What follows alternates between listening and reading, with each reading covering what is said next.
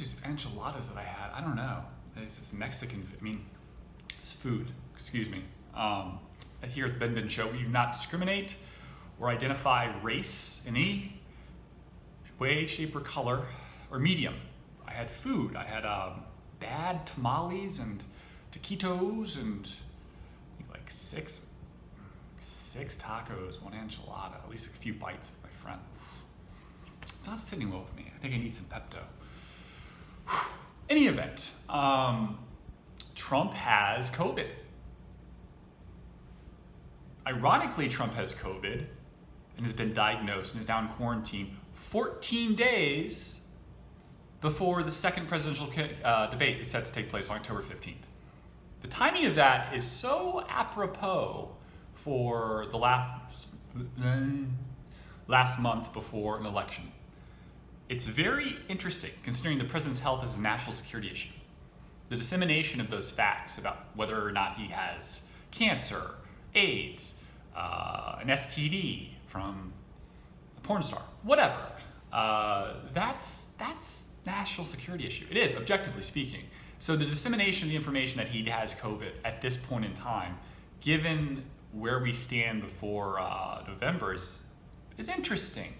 He's not going to have to miss a debate. That's strange to me for a number of factors. If he comes back strong, is ready for the debate, and say Biden doesn't want to debate, it looks bad for the Democrats. It makes Biden look weak. Trump has just come back from this horrific pandemic and illness. He's survived, he's stronger than ever, ready to move forward and to stake his case for being the president of the United States once more. And there's Biden saying, I don't really feel like it. I'm good.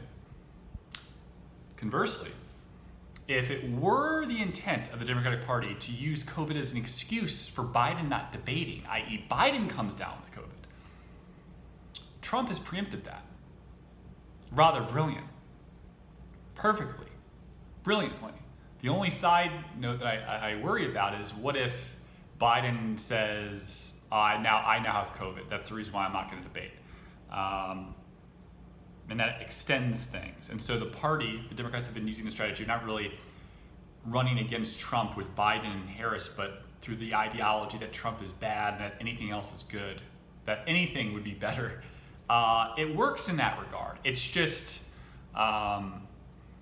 it's a little ridiculous because the implication would be that all the procedures and protocols in place to keep them separated 6 feet, they didn't even get close to that, further, it was like 12 or 20, didn't work. Didn't work at all. All the people in the Trump camp that were bifurcated from the Biden camp, none of that mattered. Still got it. It doesn't look good. And it makes Biden, given his age, just in summation, look weaker. So I would not be surprised, given the timing of Trump's admission of having COVID, that it may not be entirely accurate. I know that sounds ridiculous, but you're not gonna have a doctor say, I'm just, come out and publicly say I'm his personal doctor. It's not the case. They have, non-disclosure agreements, and there's the Hippocratic Oath, which applies for everyone, including the President of the United States and his medical professionals to take care of him.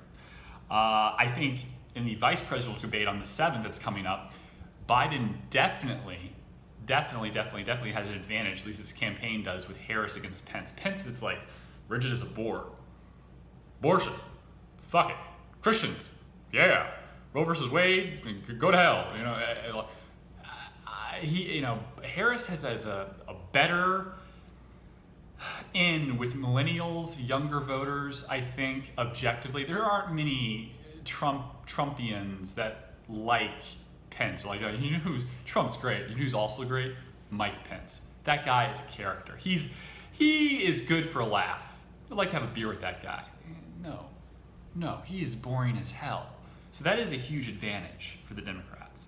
I'm not sure that many people will watch that debate because it sounds like it's going to be incredibly boring. And just as we found out in the 2016 election, as much as millennials and younger voters hate Trump or say this and that publicly or loot, riot, protest, whatever, when it comes down to getting to a voting booth and just submitting their claim, their right as an American to vote, they have a difficulty doing that. I don't see many young people say, all right, well, I'm going to watch the presidential debates, but I'm not going to sit through 2 hours, an hour and a half of vice president stuff. That's second tier. Who needs that? I don't need that. I have shit to do. I want to go to, I want to play Fortnite. I want to play Fortnite, and I want to go tubing, or I want to off-roading my truck, or go see my girlfriend, go get a pizza. I want to watch. I want to watch Kings of New York with Christopher Walken. I want to watch Deer Hunter. I probably don't watch that. But that's the point. That's the point. It's stupid. I don't know. This is a very, very strange time where you could literally, theoretically, have two presidents that come down with an illness, and before the election, the last 30 days, neither one of them make a public appearance. They're both in quarantine. That's nuts. The timing, again, of this is very suspect. That's all. I think it's weird. I think it's very unusual. The odds therein are very unusual. Hope Hicks being the kind of this, like, the fulcrum, that doesn't mean anything.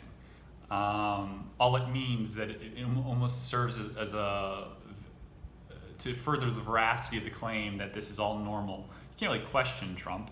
The other thing that this does, I believe, it enables Trump to enact a ceasefire, where you can't really attack a guy that has COVID right now. It's like talking badly about, I don't know, an uncle that has cancer. If he's an alcoholic, you can say you're an asshole, but it's the only disease you really can criticize someone for having. I don't think Trump's going to be under as much public criticism when his health is uncertain. It makes the Democrats look bad. And the same tactics they used in the debate with Biden, the first debate, where Biden was being bullied and they let him hang back and make Trump be the instigator, try to throw him off script, but you start to feel bad. It's empathy. Empathy in all aspects of the Democratic campaign has been the key. With Black Lives Matter, with women's rights, with anyone that's in a position of oppression. Protect them. They're good. We have to protect these people. It's important, and that's our goal as Democrats, as progressives. We have to protect those that don't have a voice. So it doesn't look like Trump's going to be under as much fire in the next 14 days. I think. I also could see something wonderful happening, at least for young people or people that are unemployed in this country, looking for more help from the stimulus package, that Trump could agree with Pelosi while he's under for the $600 unemployment additional benefits, for the $1,200 additionally. Makes him look good. It's a bipartisan measure of cohesion that throws off the whole game plan of Trump's evil. It makes him look more presidential. It makes everything look more normal, and we need some normal. Something to think about. This is not a bad play in terms of game theory, von Neumann game theory. It really isn't.